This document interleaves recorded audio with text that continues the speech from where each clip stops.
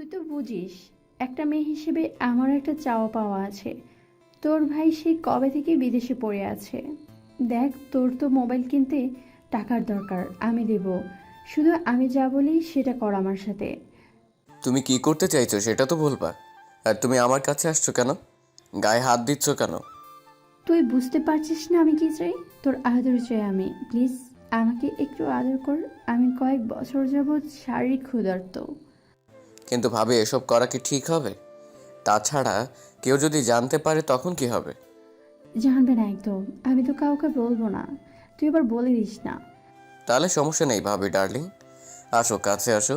আজ তোমাকে তোমার মনের মতো আদর করব। আমিও তো চাই আমাকে কেউ আমার মনের মতো আদর করুক। দেরি করছিস কেন?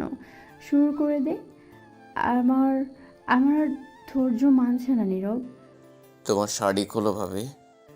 আমার শাড়ি আমি কেন খুলবো? তুই খুলে নে, তাহলে আমার মজা আর একটু বেশি লাগবে। আমি মোনাভাবে শরীর থেকে একটা একটা করে কাপড় খুলতে লাগলাম। এরপর তাকে মিস করে ভরিয়ে দিলাম সমস্ত শরীর। এ শালা, চুম্মা চারটি রাগ আর ঢুকা। ভাবে এমন করছো কেন?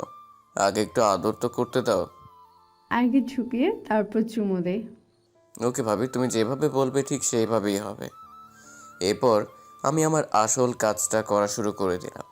এই শালা, জোরে দে। এত আস্তে করলে আমার হয়? জোরে কর। ভাবি, এইটাই আমার ফার্স্ট টাইম। এর আগে আমি কখনো এই সমস্ত করিনি, তাই মনে হচ্ছে বেশি সময় পারবো না। কেন, তোর কোনো গার্লফ্রেন্ড নাই? না ভাবি, আমার গার্লফ্রেন্ড নেই।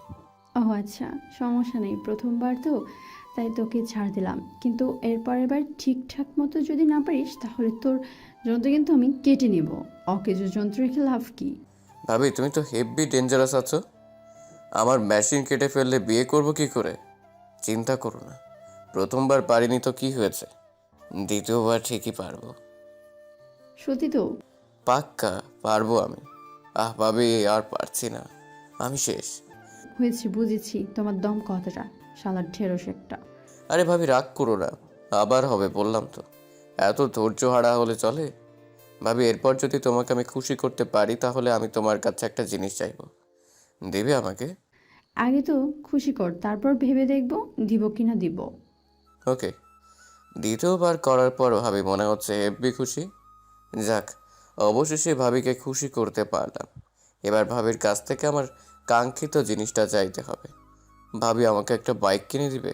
তোমাকে তো ভাইয়া প্রতি মাসে অনেক অনেক টাকা পাঠায়। তোর বাইক লাগবে? লাগবে তো। অনেক দিন যাবত একটা বাইকের শখ। বাবাকে অনেকবার বলেছি কিন্তু বাবা কিনে দেয়। তুই চিন্তা করিস না, আমি তোর ভাইয়াকে বললে সে না করবে না। হুম। ভাবি, তুমি খুব ভালো, বলে ভাবিকে শক্ত করে জড়িয়ে ধরলাম। হইছে, আর জড়িয়ে ধরতে হবে না। এবার তুই আমার রুম থেকে যা। তোর বাবা মা টের পেলে খবর আছে। ওকে ভাবি ডার্লিং। বের হয়ে গেলাম ভাবির রুম থেকে। আমি হলাম নীরব আহমেদ, অনার্স তৃতীয় বর্ষে পড়ি। আমাদের পরিবার মধ্যবিত্ত পরিবার, তবে এখন আমাদের পরিবার অনেকটা সচ্ছল। আমাদের বড় ভাইয়া বিদেশে যাওয়ার পর তাদের ঘরে একটা মেয়ে সন্তান আছে। নিজের রুমে এসে যাওয়ার শাওয়ার নিয়ে ঘুমিয়ে পড়লাম। সকালবেলা ঘুম থেকে উঠে ফ্রেশ হয়ে চলে আসলাম নাস্তার টেবিলে। ভাবি, খেতে দাও, ভার্সিটিতে যাব। একটু যা। পর ভাবি আমাকে যাই, খেতে দিল। তুমি বসো। ভাবি ভাইয়ের সাথে কথা হয়েছিল সেই ব্যাপারে। নীরব কোন ব্যাপারে কথা বলবে বৌমা? বাবা, নীরব একটা বাইকের কথা বলছিল। ও আমাকে বলেছে ভাবি একটা বাইক কিনে দাও। আমি বলেছি ওর ভাইয়ের সাথে কথা বলবো, তাই আর কি। না বৌমা, তুমি নীরবকে বাইক কিনে দিবে না। বাবা, ও ছোট মানুষ, একটা বাইকই তো চেয়েছে। কিন্তু বৌমা। বাবা, আপনি আর না করবেন না। একটা বাইক কিনে দিলে খুব একটা ক্ষতি হবে না। ঠিক আছে, তুমি যা ভালো মনে করো। কিছুদিনের মধ্যে ভাবি আমাকে একটা বাইক কিনে দিল। ওদিকে আমার আর ভাবির মাঝে রোম্যান্স চলতে থাকে। ভাবির সাথে এমন একটা সম্পর্ক হওয়ার পর থেকে ভাবির কাছে যা চাই সেটাই দেয় সে। ভালোই চলছে আমাদের দিনগুলো, ভাবিও খুশি আর আমার সব চাহিদা পূরণ হচ্ছে। আজকে আবার ভাবির রুমে আসলাম।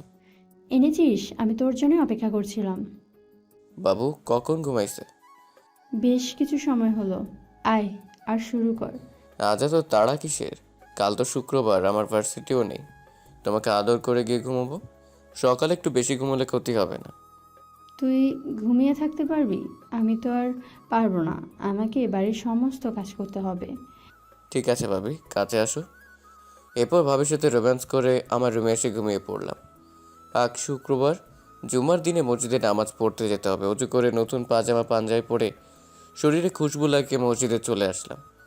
আসার পর ইমাম সাহেব আজ জিনা সম্পর্কে বয়ান দিচ্ছে। হুজুরের বয়ান শুনে চোখ দিয়ে পানি পড়া শুরু করলো। জিনা জঘন্যতম পাপ। জিনাকারীকে আল্লাহ পছন্দ করেন না। জিনাকারীর জন্য আল্লাহ দুনিয়াতে শাস্তির বিধান রেখেছে।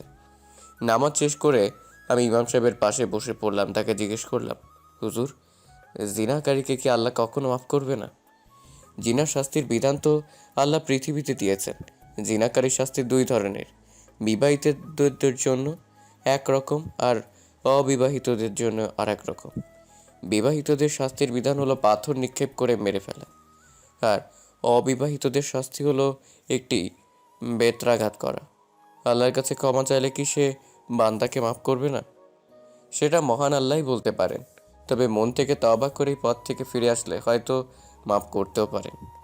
মনের মাঝে অনুশোচনা আগুন জ্বলছে। কি করে এত বড় পাপে নিজেকে জড়ালাম? আল্লাহ আমাকে ক্ষমা করবে তো? এইসব ভাবতে ভাবতে চলে আসলাম বাসায়। আজ আর সারাদিনে ভাবির সাথে কথা হয়নি। রাতের বেলা ভাবি ফোন করে তার রুমে ডাকছে। এবার ভাবিকে বোঝাতে হবে এই সমস্ত করা পাপ। ভাবির রুমে এসে পাশে বসে ভাবিকে ইমাম সাহেবের বলা সব কথাগুলো বললাম। আমার কথা শুনে ভাবি কাঁদতে শুরু করলো আর বলল, এত বড় একটা পাপের কাজ করেছি, আল্লাহ কি আমাদের ক্ষমা করবে? হ্যাঁ ভাবি, করবে। আমরা না জেনে করেছি। আমরা আল্লাহর কাছে ক্ষমা চাইবো আর কখনো এমন পথে পা বাড়াবো না, সেটা প্রতিজ্ঞা করব। আর কেঁদো না। এশার নামাজ না পড়লে নামাজ আদায় করে ঘুমিয়ে পড়ো। হ্যাঁ ভাই, তুই যা, আমি নামাজ পড়ে ঘুমাবো। আর কোনোদিন এমন অনৈতিক কাজে জড়াবো না। জানি না আল্লাহ মাফ করবে কিনা। গল্প শেষে একটা মেসেজ দিতে চাই। বিবাহ বহির্ভূত সমস্ত সম্পর্কই হারাম। আল্লাহ তাআলা জিনার শাস্তি পৃথিবীতে কার্যকর করার বিধান দিয়েছেন।